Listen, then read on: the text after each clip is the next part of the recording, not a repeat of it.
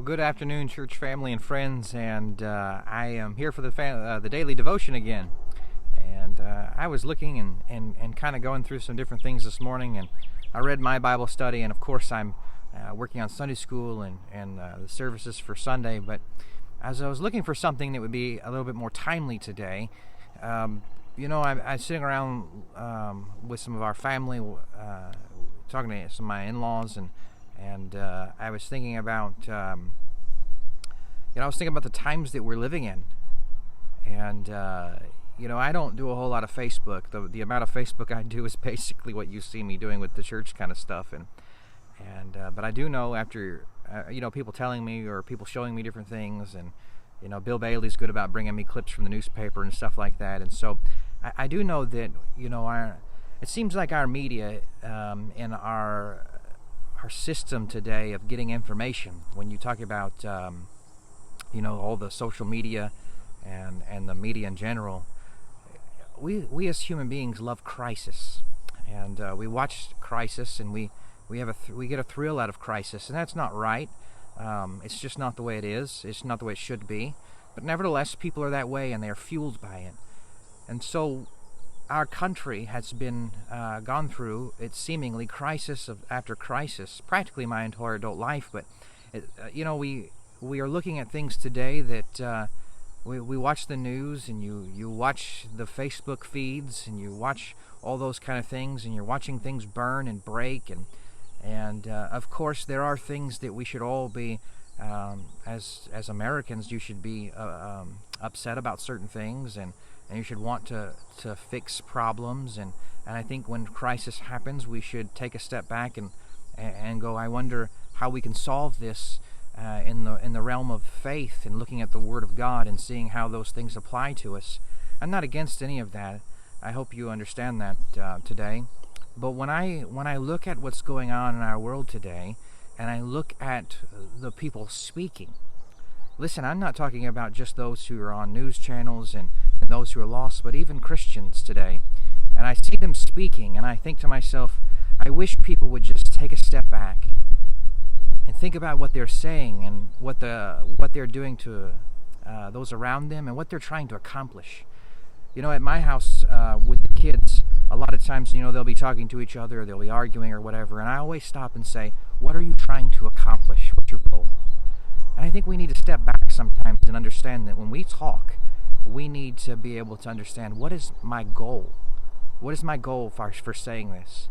Am I just trying to release pent-up whatever emotions inside of me? Am I trying to be productive? Am I trying to show the love of Christ?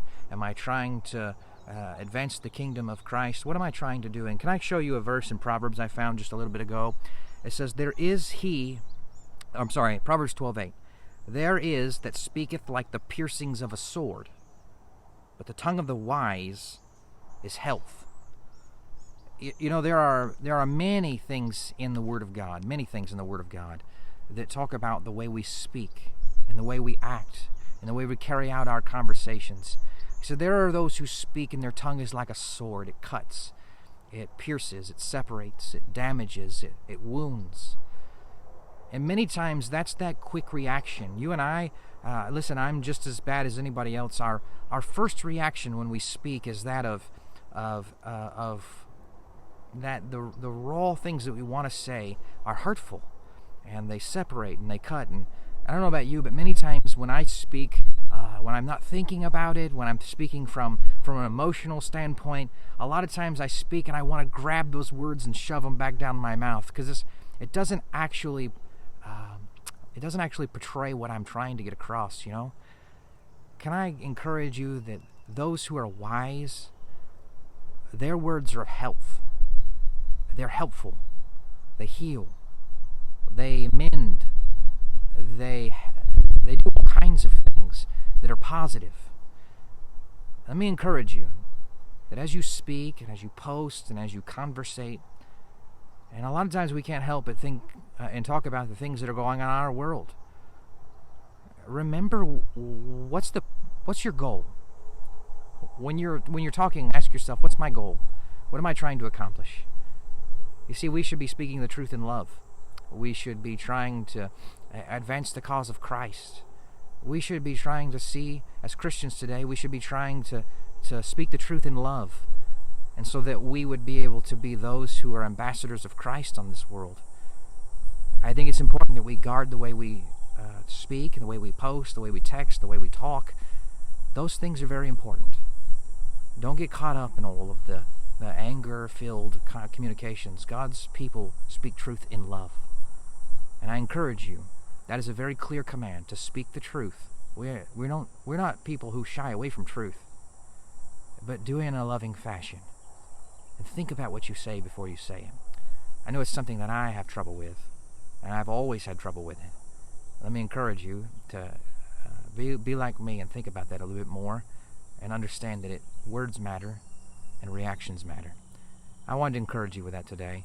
I hope you're having a wonderful day. I can't wait to see many of you, our church family at least, on Sunday, and we'll see you then. Don't forget, we're going to have Sunday school at 10 o'clock. We'll have adult Sunday school class, but it'll be family Sunday school, so it'll be in the adult Sunday school classroom, the auditorium. Bring your children. We'll have a great time, and we'll teach something on the home, and so I want to encourage you to be here for that. I hope you're having a great day. Enjoy the weather. I hear it's getting, well, at least here in San Antonio, it'll be 104 on Tuesday, what I'm told. So the wonderful weather we have is about to break, and we will be in those hundreds soon. So enjoy the rest of what we have. Let me encourage you. We'll see you tomorrow.